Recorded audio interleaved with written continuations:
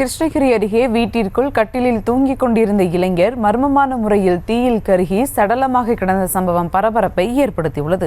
கூடுதல் தகவலோடு இணைகிறார் செய்தியாளர் பிரதீப். வணக்கம் பிரதீப். இளைஞர் மர்மமான முறையில் உயிரிழக்க காரணம் என்ன? விவரங்கள். வணக்கம்.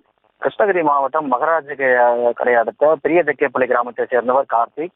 இவர் கடந்த சில மாதங்களுக்கு முன்பு பகுதியில் தனியார் நிறுவனத்தில் வேலை செய்து வந்த நிலையில் கடந்த சில தினங்களாக ஊரிலேயே ஆடு மாடுகளை வளர்த்துக் கொண்டு அவரது வயலில் கூலி வேலை செய்து வந்துள்ளார்.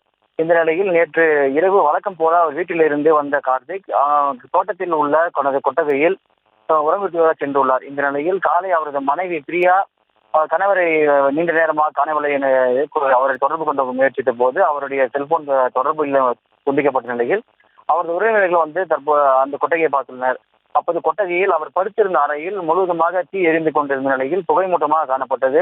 உடனடியாக அதிர்ச்சி அடைந்த அவர்கள் உடனடியாக போலீசாருக்கும் தீயணைப்புத் துறையினருக்கும் தகவல் தெரிவித்து விரைந்து வந்த போலீசார் மற்றும் தீயணைப்புத் துறையினர் உள்ளே சென்று அறையில் இருந்த தீயை நீரை ஊட்டி அணைத்தனர். பின்னர் போலீசார் சென்று விசாரணை பார்த்தபோது சம்பவ இடத்தில் உடல் கருகி கார்த்திக் சம்பவ இடத்திலேயே உயிரிழந்ததை கண்டு அதிர்ச்சி அடைந்து உடனடியாக போலீசார் அந்த உடலை மீட்டு கிருஷ்ணகிரி அரசு மருத்துவக் கல்லூரி மருத்துவமனைக்கு பிரேத பரிசோதனைக்கு அனுப்பி வைத்தனர். உறங்கிக் கொண்டிருந்த கார்த்திக் கட்டிலேயே உடல் கருகி முழுவதுமாக இழந்த சம்பவம் அப்பகுதியில் பெரும் அதிர்ச்சியையும் மர்மமான உயிரிழந்த சம்பவம் பெரும் அதிர்ச்சியையும் பரபரப்பும் ஏற்படுத்தியுள்ளது. இதைத் தொடர்ந்து சம்பவ இடத்திற்கு வந்த கிருஷ்ணகிரி உட்கோட்ட காவல்துறை கண்காணிப்பாளர் முரளி மற்றும் மகராஜ கடை போலீசார் தொடர்ந்து இந்த வழக்கு விசாரணை மேற்கொண்டு வருகின்றனர்.